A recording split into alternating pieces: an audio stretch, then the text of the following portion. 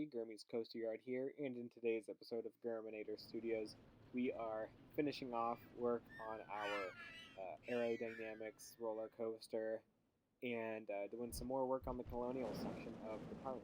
And to start, we are adjusting the little trough in our batwing element just to make it symmetrical with the element as a whole. And you can see there, I'm just adjusting the height of one of the pieces, and that's really all I was doing. And then extending the little wall pieces outward. And we end up switching this fence out, as you can see, or as you're about to see, with the pine wood fence to fit the color scheme of the area slash park. It's really not quite the color scheme of the park, because the park uses light blue. And this uses dark blue and white. However, I decided to swap out these fences and make them a little more optimal for the environment, I guess you could say. Um, so, yeah. So we're just going through now and fixing all those fences. And ultimately, it doesn't make a huge difference because these fences aren't really visible from the pathways. However, they're visible from the ride zone. So I wanted to make them look a little bit nicer in the few spots they were. Including right along here under the Cobra roll, I ended up putting the fences more minimalistically in the actual low zone portions. And that will allow us to do a little more landscaping where the Cobra roll is. And now along here, you can see me putting catwalks along the brake lines. And at the moment, I've mentioned this earlier in the series, I believe. I'm talking about how to do catwalks for lift hills, or handrails for lift hills, I will say. And we will get to that later in this episode. For now, we're just putting the handrails on the catwalks themselves along the bridge.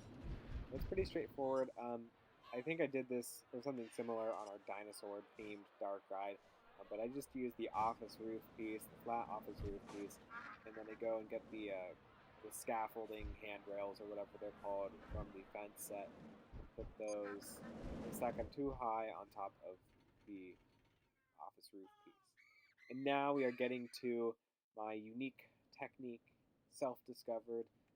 So we'll call this the Gurmy's Coaster Yard technique for building handrails. I'm sure someone else has figured it out. But you can see all along under the lift hill, I'm sinking the front edge of each tile 2 notches down. Except for at the peaks, at the transition elements, where I only go 1 notch down. And then before we continue with what we're doing there, I like to go through with a 1/3 height colored wall, the slate wall specifically, and this will act as a support for our handrails. Now, unfortunately, there's no way to build a diagonal catwalk that I'm aware of, at least not without cheating the system or, exploiting some glitch I don't know about. However, we can put in a handrail, and I'm using the scaffolding handrail again. And you'll notice, and this goes with all fences in Roller Coaster Tycoon, that they adapt to the slope of your terrain. So by creating those notches, we can alter the slope of the handrail to match the slope of the track. That's exactly what we're doing. And you'll notice, or you may notice, that I'm stacking them 3 high instead of 2 high, just to have a little toe board along the bottom edge. And now in our little terrain scenery section, we can get a 1x1 thick terrain tile to put along the bottom. You may notice there that will match, the top of that tile will match whatever you paint the terrain underneath it. And we end up using concrete here. You can also use grass. One thing to note, and this is a small sacrifice in my opinion, but shadows will not affect the color of those terrain tiles. So they might look bright and square or rectangular. They'll have sharp edges, is what I'm trying to say. If you do that, but I think it is totally worth it for the handrail effect you get. Now along here, this is something I like to do for aero coasters. I know they might not have done this type of thing for their more modern coasters, which is what this is sort of styled after. But that's putting in I use the scaffolding, or the wall, the girder piece, or whatever it is from the colored wall set, to create basically a custom support. And this is completely vanilla, which is great too. And you can make some great looking supports. I don't know if we'll do it in this series, but I have been able to make vanilla like Rocky Mountain construction or RMC roller coasters using a similar technique with the supports. So I have no plans to do one in this series, but maybe I'll do one in a future video or something just to show you guys. Anyhow, it's pretty straightforward how I'm doing these supports, so I don't think I need to go into detail explaining it. Um, but there is a little bit more work I'll put in after the fact. And you can see right along here, I'm just bringing back that one little support beam because it didn't quite work with the height of things or with that track going right under there. Now this is what I just mentioned. So I like to go through with the 1/3 height walls and color it that same color to create sort of, I guess you could call it like a steel I-beam almost. That's not necessarily what it's trying to be, um, but just another support piece that sort of works where heights can be tricky.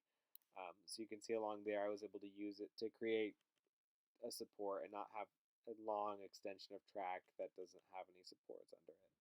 Anyhow, moving on, we're just extending that little strip of paint to line up with all those supports, and we're extending the girders along here. And you'll notice that in the style of arrow supports, I do not, uh, I do not, how do I word it? I don't go for one square column every single tile. I've done these every 2 tiles, which you could do them every 1 tile if you wanted, but I also don't go along like lengthwise along the side. Um, I only go widthwise, I guess. I don't know how to explain it in a way that makes sense to you guys. But like you can see, I'm placing them in this spot here. Um, the girder pieces run left to right. They don't run front to back. Aside from those little cross sections I did. And that's just something I do just to make it look a little better. In my opinion, it looks a little better, but you certainly don't have to. Um, anyhow, you can also use 1/3 height wall pieces, though, if you want a little front, forward to backward, or whatever tie, girder, whatever you want to call it. Um, Man, I'm one with words tonight. Anyhow, I'm just going to move on from this topic. I'm sure there will be opportunities in the future for me to explain my techniques when they're actually relevant, but they're not quite relevant here. So here I'm just doing another catwalk for our mid-course brake run, and also using our western staircase piece to create a little spiral staircase leading up to it. And we did this in our indoor coaster, as you may remember.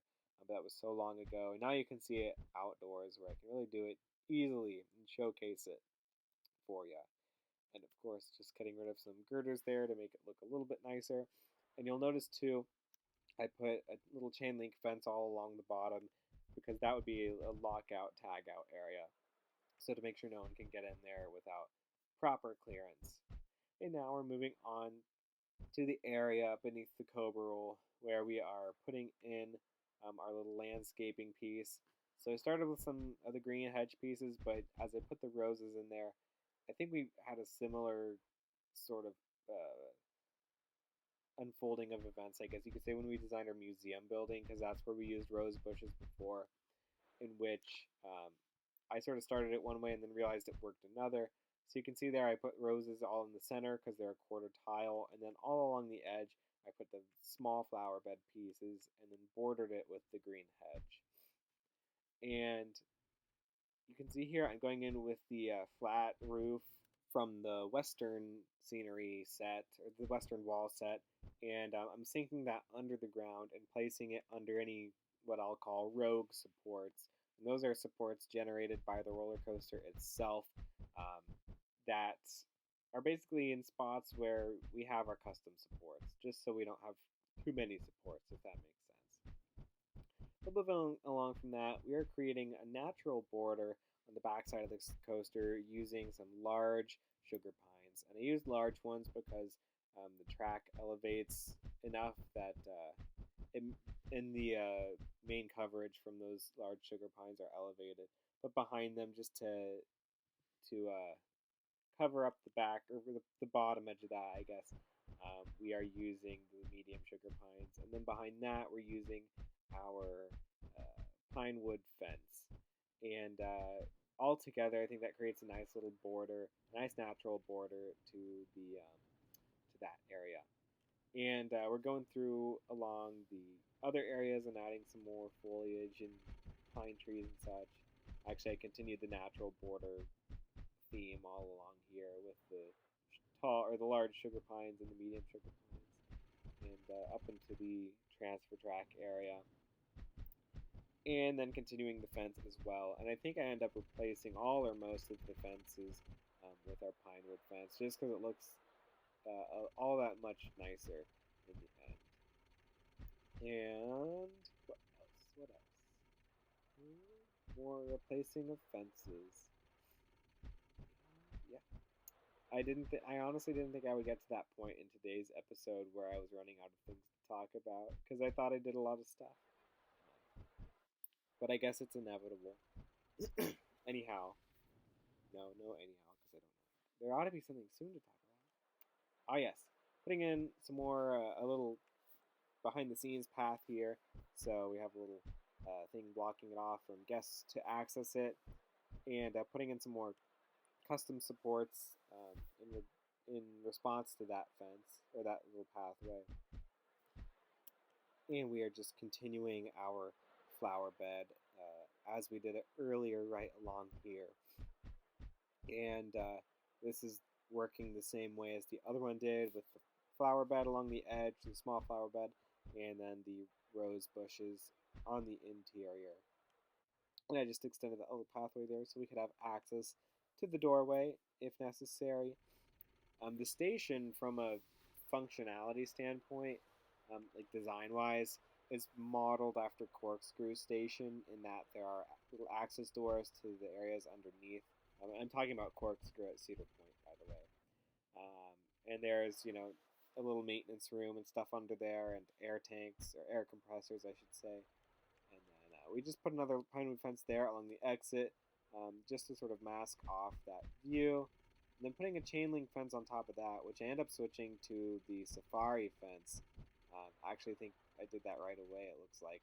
Anyhow, just to keep people from throwing things onto the track or onto riders, because, it's kind of inevitable in a theme park. Um, and it has happened too, where people will throw things at moving trains because people are not always the brightest, and they don't care about other people. It seems. I don't know. I don't want to make assumptions or whatever. But anyhow, we just put that little safari fence there because it looks good. It's like a nice netting to just keep the people on the train safe. And now we were creating a little gateway to block off the behind the scenes area from guest view, um, right between the little entranceway and the gift shop. And my imagination is that this would be a sliding door, so I put a little railing up there for it to slide along. Although, retrospectively, I think maybe just a hinged door would work better, especially because it's one tile back. So maybe I'll delete those pieces later. But nevertheless, those are certainly options you can have. If in your world it is a sliding sort of fence or gateway, you could put those little 1/3 height beams on top just to make it look like it has a rail to slide along. But anyhow, just along here, we're continuing our flower bed. Nothing too crazy. It's the first time saying that this episode, I think. And extending some more maintenance pathways along here. And of course, the maintenance people need a way to get to the storage shed. So I put a staircase in there to provide easier access. And put a little yellow line using our 1/3 height wall piece, um, just so that way people don't park too close to that stairway. And now we're putting some more large sugar pines along here, um, just to further block off that back area from the guests who are exiting the ride. And yeah, some more tall or some more large, a few mediums in front, just to add some depth to it. And now we're going through the areas of the actual ride zone and just putting some more trees and really making this thing feel a little more like a forest. Um, Not that we're necessarily going for that, but obviously um, we want it to feel like it's blending into the environment. Um, We don't want them to, aside from when they're high up and they can see the entire theme park and all the behind the scenes areas, we don't really want guests to be able to see, um, we don't want to break the illusion that they're in a colonial era settlement or whatever, if that makes sense. Anyhow, I just found a creative way to continue the flower bed along the other side of that queue there. And what else? I left that little 1x2 gap, I think, in the end, over on the left, far left there, and I don't know why I chose to do that. But anyhow, along here, I'm putting in some lights, as you can see. I guess I don't need to tell you that. Um, just going along with our standard light that we've been using around the park, and of course trash cans. And this is all the same as I've done it very basically everywhere else in the park, especially alongside my planters. Um, those are almost completely copy paste whenever I do them in a park. The theme of the planter may change, or the benches or lights or whatever, but just the overall design of them remains the same because it works well, and it makes things look nice. For instance, you'll see that I put the lights along the middles of those planters all along the side, and it's a reliable way to have the lights evenly spaced, or at least uniformly spaced if the planters have to deviate a little bit from the norm. I don't know how else to say that, but anyway, nevertheless, it makes things look more uniform, and more intentional. And having a sense of intention in your builds always helps. But nevertheless, that's everything I have for this episode. So, I am going to leave you with an updated POV of the roller coaster. I will see you all in the next episode. I hope you all have a wonderful week. See you on Monday.